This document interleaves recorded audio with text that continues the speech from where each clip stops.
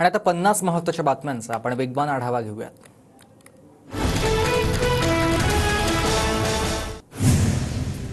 खंडणी प्रकरणामधील आरोपी वाल्मिक कराड पोलिसांसमोर शरण येण्याची शक्यता आहे। सर्व फरार आरोपींसह वाल्मिक कराडची बँक खाती गोठवली आहेत। संतोष देशमुख हत्या प्रकरणामध्ये आतापर्यंत 4 आरोपी अटकेत आहेत, 3 आरोपी फरार आहेत।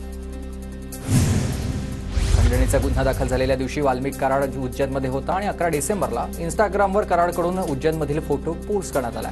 16 डिसेंबरला मुंडे बंधू आणि भगिनींच्या अभिनंदनासाठी पोस्ट केल्यानंतर कराड गायब आहे। संतोष देशमुख हत्या प्रकरणामधील आरोपींच्या मालमत्ता जप्तीस सुरुवात झाली आहे। सर्व फरार आरोपींसह वाल्मिक कराडची बँक खाती गोठवली आहेत।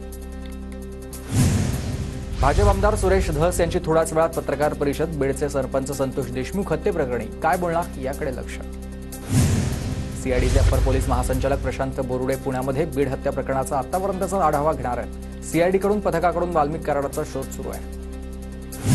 अंजली दमानी यांनी बीडचे जिल्हाधिकारी अविनाश पाठक यांची भेट घेतलेली आहे, तर वाल्मिक कराडला अटक होईपर्यंत लढा सुरूच राहणार, दमानी यांचं वक्तव्य।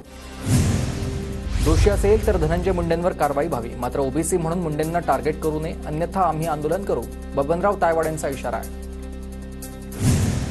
आरोप सिद्ध न होता मुंडेंच्या राजीनाम्याची मागणी अयोग्य आहे। धनंजय मुंडेंचा राजीनामा हा मागण्याप्रमाणे राजकारणाचा आहे। दीपक केसरकरांचं वक्तव्य, तर शंका बाळगू नये, वाल्मिक कराडला अटक होणारच, केसरकरांकडून विश्वास व्यक्त।